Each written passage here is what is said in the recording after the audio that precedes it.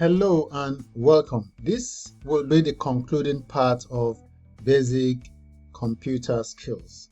And in this lesson, we are going to be looking at how to use a browser efficiently to navigate the internet for web navigation. We need two things to access the web, unless we want to limit all our activities to our computer, which is not possible because we are talking about digital skills here. We need to go way beyond our computer to access the different tools online to use to our own advantage. All right, like I am doing right now. So we need an internet connection. We also need a browser, which is like the key to the World Wide Web. So most of us are going to be using our mobile hotspots. I am assuming that everyone here can actually connect to mobile hotspots. But in case you don't know how to connect your phone to your computer so that you can access the internet via your computer, let me show you briefly. For those of us using Android, you know, when you drag your phone from top to bottom, some icons appear, all right, and then you try to locate where the mobile hotspot is. It is here, mobile hotspots, and then you click on it. That is it. You have switched on the mobile hotspots. By the way, make sure that the mobile data is on, and then the mobile hotspot is also on. When you have done that, then you come to your computer. Here at the lower right, there is a place for internet or Wi-Fi. All right, when you click on that, this window pops up, and then you click. The window has Wi-Fi, Bluetooth, and the airplane mode. All right, but we are not interested in airplane, we are not interested in Bluetooth, we're interested in the Wi-Fi. So when you click on it, because I am already connected to my hotspot, that's why you are seeing ITEL Prime Tab connected. All right, if I was not connected, it will tell me to connect here in blue. So I'd already connected, that is why you are seeing this. So that is the simple way to access the internet via your computer using your mobile phone.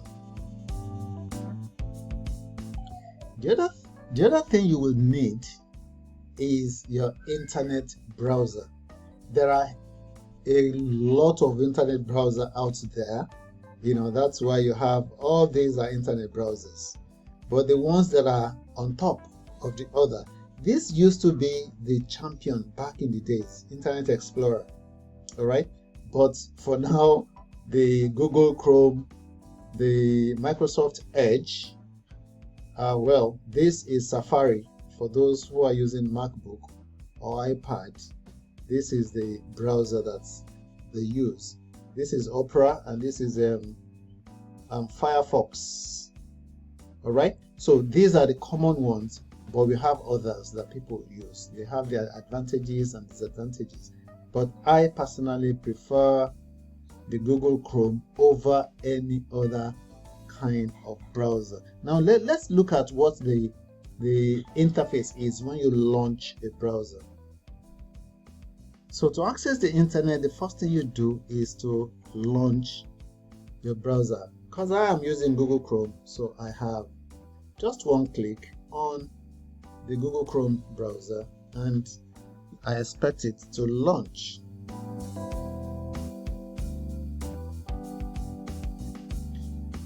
So the Google Chrome is launching. I am using a fresh Google Chrome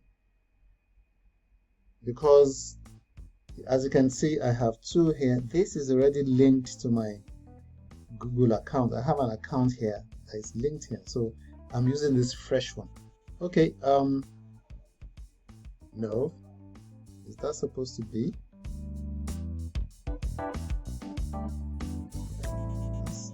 Okay, yeah. Oh, yeah. That's fine. That's fine. So this is what you would see when you launch a Google Chrome. Already, because I had already signed into a Gmail account, you can see Gmail, images, and these red dots. We are still coming back to it because this is where all the tools that Google have on offer that we are going to be using to create so many beautiful things, including the website. Everything is here. So, but that is not for this lesson. So, as you can see, it has a Google search. Okay. And then the other thing you have to be aware of is that each time you check the internet, say for that, I'm looking for the synonym of landscape, for instance. The internet, Chrome is looking for every single information that has landscape, or any website that has written something on landscape. It is going to push it up. And as you can see, I have thousands and thousands and thousands of them, of pages that has that keyword landscape. But that is not the reason why we are here. So each time you Google search an item, it goes into the memory of the browser. So if you come here, these three dots, you can see history. If you click on the history, you can see what I have done today. All right, what I have done today. So it kind of keep track of your online activities. It keeps track of your online activities. But if you are using it, it is safe if you are using your own computer, like I'm using mine as we speak. All right. But if you're using somebody else's computer and you don't want to leave a trail of, oh, this is what my guy, browsed when he came to use my computer, you can go anonymous. And how do you do that? If you come to these three dots here, you will see new incognito window. If you click on it, it will open a fresh browser. This is, you can say you have gone incognito. Incognito means you have gone unrecognized, unseen. So whatever you do on this browser, it is not going to leave any trail whatsoever. All right. So it is saying that Chrome will not save your browsing history. It will not save cookies and site data. It will not save any information you have entered here whatsoever. So when you are using somebody else's device to access the internet, always remember to go what? To go incognito, so that nobody would see what you have done, and the history of the websites that you have visited will not be recorded. Okay, so let's go back to our normal browser. The other thing that you may that is very useful when you are launching a browser is extension. All right, but let's go back and see what we have on the slides. Oh yes, I was talking about extension. Google Chrome has this add-on that improves the functionality of the browser. We call them extensions. All right. For instance, this is where you locate the extension. If you click on it, it is saying no access needed. These extensions don't need to see or change information on your website. But because I have not added any extension, there's nothing here basically. But we have beautiful extensions that will really help you on your journey to acquire the digital skills. Extensions like Grammarly. What Grammarly does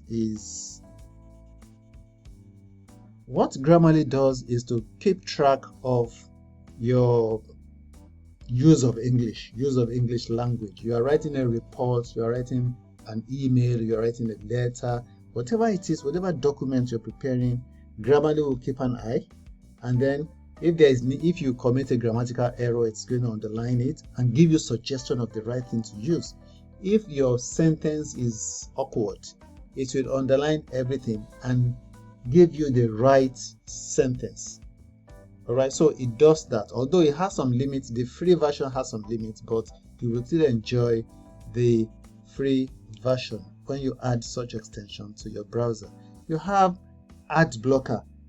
This is particularly useful for those of you using Opera, Opera Mini or Opera Maxi. I don't know, but this extension will block all abnormal ads that keeps popping up and very intrusive, distracting you from whatever it is you're doing online.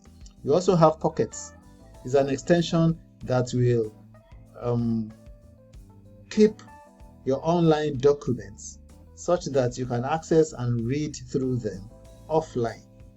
And you also have that. You have tons of extensions that you can actually check out on Google Web Store. Just search Google Web Store and you will see tons and tons and tons of extensions. You can pick any one that catches your fancy, and then the computer will do the rest. Now, let's just briefly talk about safe browsing tips. I mean, online security is another module entirely that we have to deal with. But for now, let's just briefly talk about it, because you are going to be accessing the internet from the word go. All right. So the first thing is avoid suspicious links and downloads. If you are not sure, don't go there, because these are hackers. That is their logo. All right. They can do and undo. They will just send a link, and once you click, you're done. All right. And just like I've explained, you can use incognito mode for private browsing. You want to access you're accessing the internet from somebody else's computer. Please go incognito so that you don't leave a trail. Or you want to access a website that you don't want anybody to know, go incognito, and then you are good to go. And then you want to regularly clear your cache and cookies. Cookies are part of those things that website owners use to track people who visit their website. Many of the cookies are okay, they are fine. It's just to know, okay, somebody visited my website from Lagos, Nigeria.